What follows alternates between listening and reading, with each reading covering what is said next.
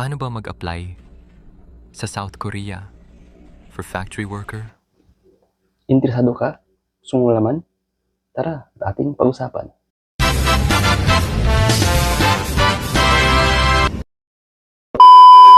Okay. 안녕하십니까? 오빠입니다. So now, let's talk about how to become a factory worker dito sa South Korea. Yes. Una, ang application ng factory worker dito sa South Korea is government to government. So meaning, sa government agency ka lang mag-apply, no? Sa Department of Migrant Worker o DMW lang po pwede mag-apply. Opo. Wala pong private agency, no? Wala pong, ulitin ko po wala pong private agency. So, para sa mga karagdagang impormasyon, no? You can check the website of DMW at i-follow nyo na rin ang FB account ng DMW for more detailed information at sa mga some announcement about EPS topic. Okay? So ngayon, bago natin banggitin ang unang step, dito muna tayo sa qualification, no? Qualification, kung eligible ka ba o pwede ka ba mag-apply. Ito po yung mga qualifications, no? Kung sino ang pwedeng mag-apply. So, una dyan is edad. 18 to 38 years old. Hanggang 38 lang po ang pwedeng mag-apply. Sunod po is no criminal record. Dapat malinis po record natin, no? So, next po ay no condition of color blind. So, bawal po yung color blind dito. Pwede po yung malabo yung mata pero pwede po yung may eyeglass o kaya contact lens. Bawal lang po yung color blind. Sunod po ay no height limit po ito. Kahit 4 feet ka, pwede ka mag-apply. Next po ay no diploma needed. Kahit elementary ka o grade 1 ka lang, pwede po kayo mag-apply. So, the rest po, makibasa lang po kasi ito ay about po sa mga nakapag-Korea na. So, ngayon naman ay alamin naman natin kung magkano ba talaga ang sahod dito sa South Korea. So, this year, 2026, ang basic wage po dito per month is 2,156,880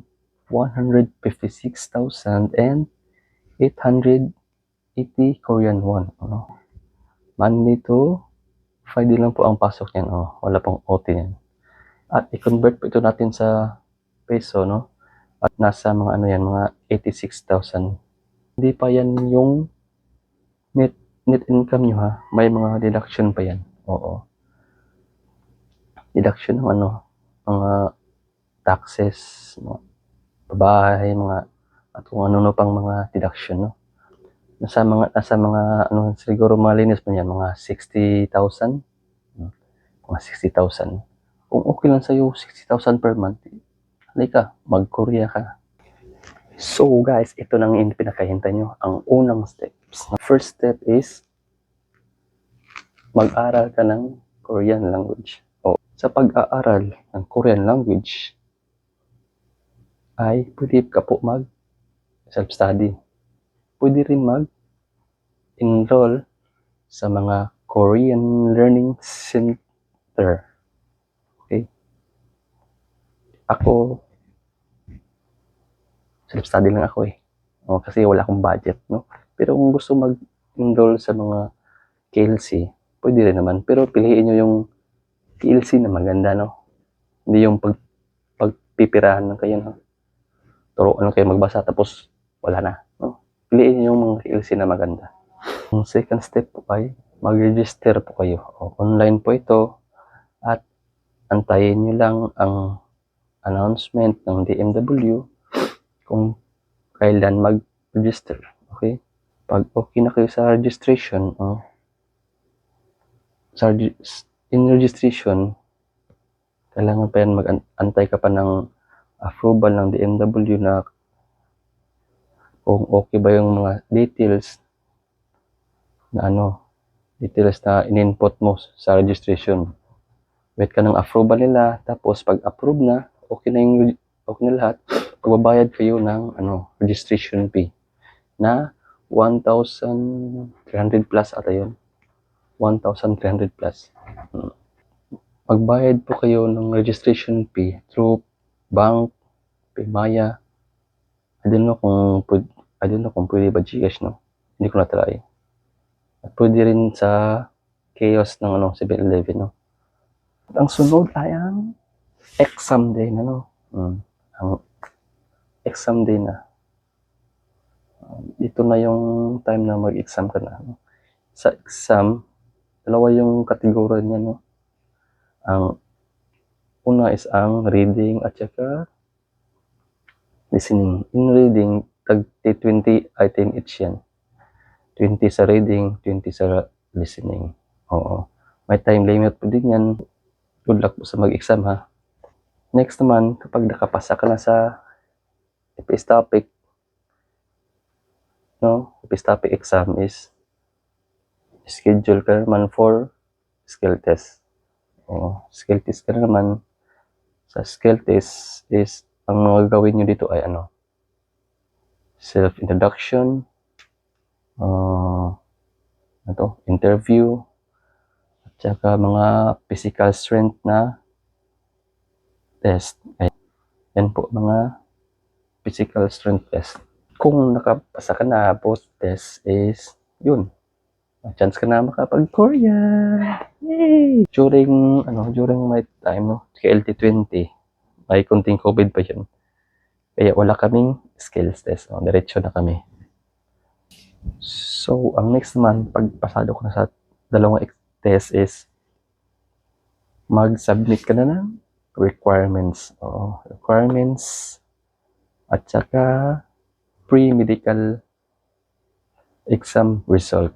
Kung ikaw po ay nasa malayo, ay pwede mo lang i-send yung result mo dun sa DMW through LBC para mas madali sa iyo, no? At pwede ka magpa-medical exam kahit saan sa bansa, no? Sa mga accredited na medical center ng DMW.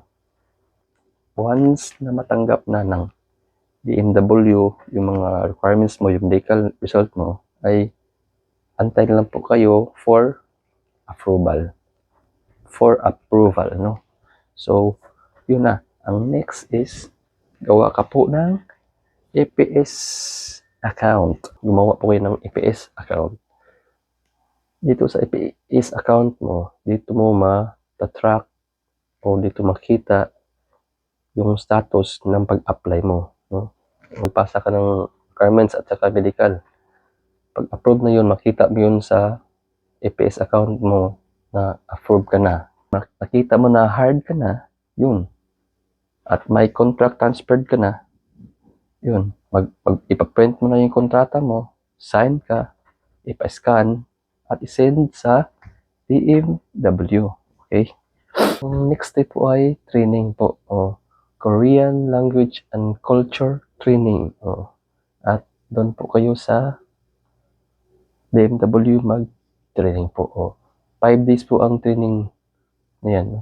5 days. Ang sitwasyon po ng EPS aspirant po hindi po magkaparehas, magkaiba po, no?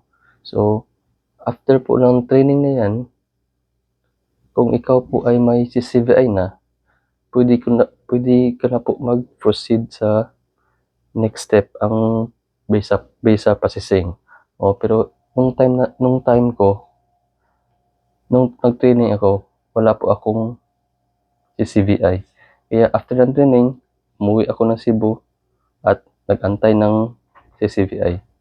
At nung nagka-CCVI na, balik na naman ako ng DMW. Next step is yung visa processing na. Mag-submit na ng mga documents, magpa-medical na, full medical na. After po ng visa processing at nakapag-submit ka na po ng lahat ng documents ng medical, ay gaantay ka na po ng TED mo, no? Yung departure time na aalis ka. So, gawin mo is, uwi ka, balik ka naman ng probinsya mo, uwi ka. Tapos, balik ka ng DMW kapag may TED ka na. So, sunod niyan ay, of course, bayaran mo na yung plane ticket mo. Oo. Dun sa amin, anong nabayaran ko 27,000. Oo. Ayun no, kung magkano na ngayon, no. So, before sa flight mo, magkakandak po ng pre-flight briefing yung DMW. In pre-flight briefing, dun sabihin sa inyo kung ano mga dapat gawin, hindi dapat gawin, ano yung bawal dalhin, no? Bawal dalhin, ilagay sa malita. So, after that, is yung day na ng flight nyo, no? Magtipon na lahat ng mga FAS applicant doon sa flight na sa DMW, tapos mag-conduct ng PIOS. Tapos sa gabing yan, flight na. So, yun na. Ating na kayo sa Korea. That's all. I hope this video is nakatulong sa iyo sa iyong pangarap na mag-Korea, at thank you for watching. Bye! Annyeong!